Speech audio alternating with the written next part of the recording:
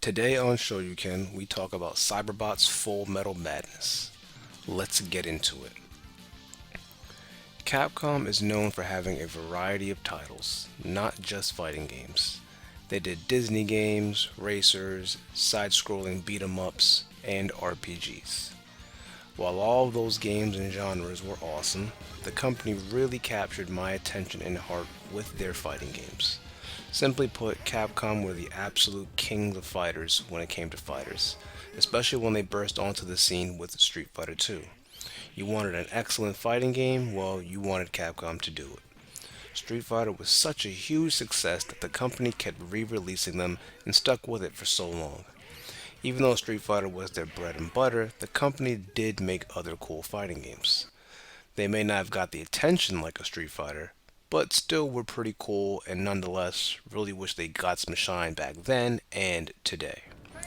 One title that really got zero attention was Cyberbots. Cyberbots was a typical one on one fighter, but instead of using humans as most games did, you fought with mechs. So if you're a fighting game fan and a gigantic mech fan, this is definitely the game for you, or at least something you should check out. Cyberbots is a spin-off of the beat 'em up game Armored Warriors and was ported to the Sony PlayStation and Sega Saturn. Character designs like those of Armored Warriors were handled by artist Kinu Nishimura, famous Capcom artist most known for artwork on Street Fighter 2.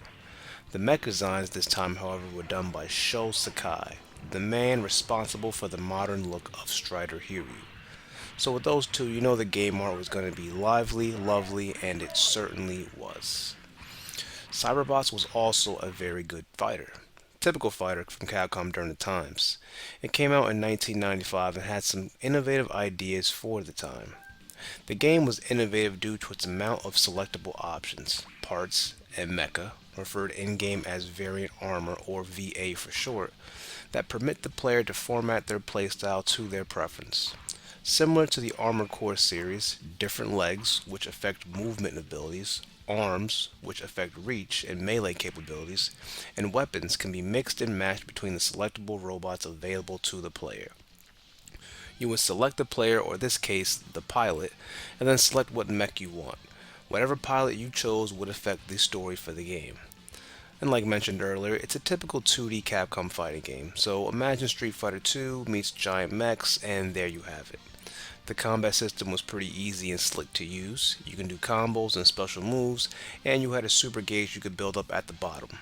Once you could fill up that super gauge, you would unleash a nice super move that would do considerable damage, much like every other fighting game around that time.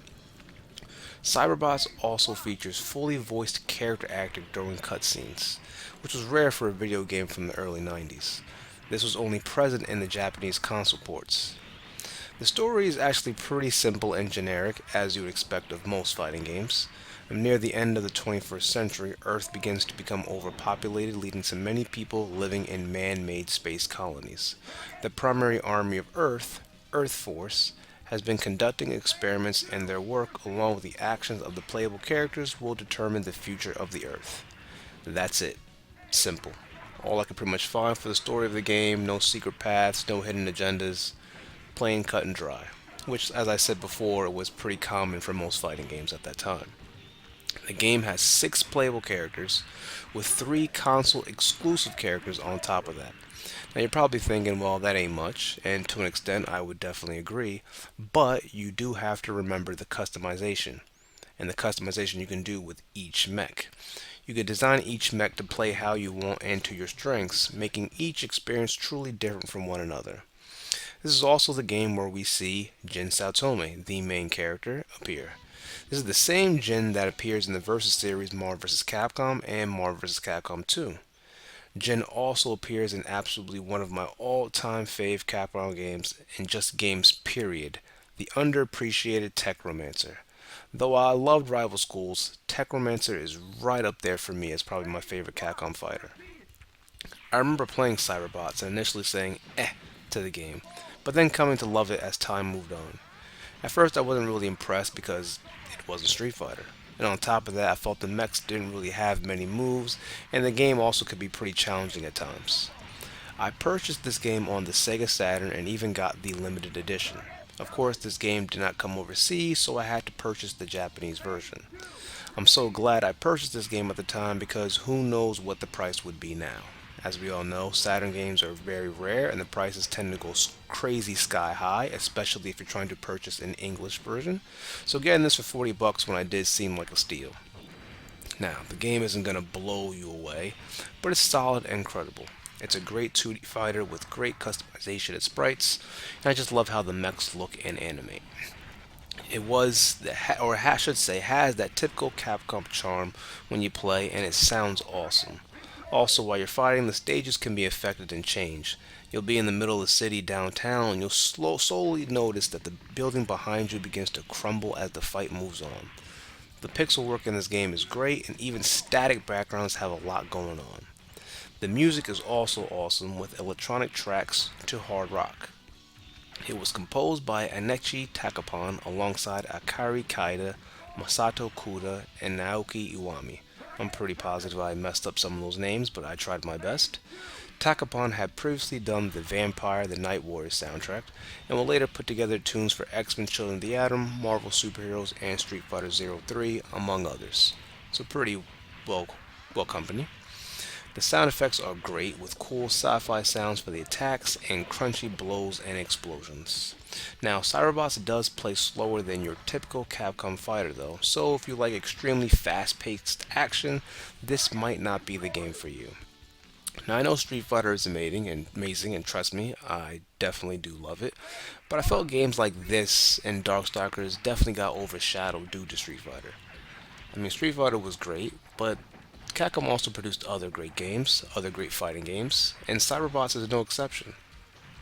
Now, it's also hard to really blame people for not playing this, considering that this is when the Versus series started to take off.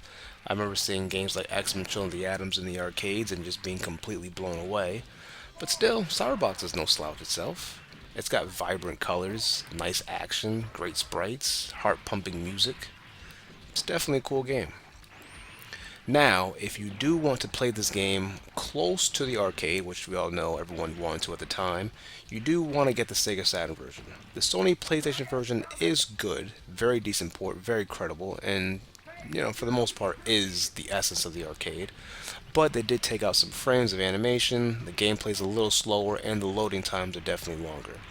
The Sega Saturn one plays just like the Sony PlayStation version, but if you have the 1MB card or cartridge expansion, they do retain most of the animation from the arcade and pretty much plays just like the arcade counterpart, but still has an extensive loading time.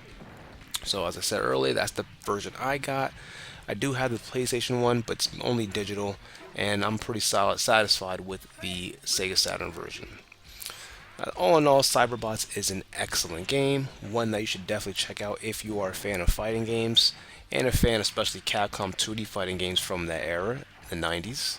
It plays pretty much like any other Capcom game, combos, one-on-one fighter, flashy, explosions, you name it. It's sad that the game doesn't get much notice and love, but what can you do when you're competing with yourself and other games? I would definitely recommend people to play Cyberbot today and just really check out any other titles that Capcom has done. And I really wish they actually would bring these games back to life instead of just focusing mainly on Street Fighter, but I understand. So guys, that's my quick little review for Cyberbots Full Metal Madness, which by the way is a name that we came up with. In Japan it's just strictly called Cyberbots. Let me know if there are any other videos or cool games you'd like to see done from the era, from the 90s that people don't really talk about, and I'll definitely go ahead and put those out there. And again, if you enjoyed this video, please like, share, comment, subscribe, do whatever it is you feel like doing, and because I will continue to do this since I love Capcom and their games. With that being said, everyone please take care, have a wonderful day.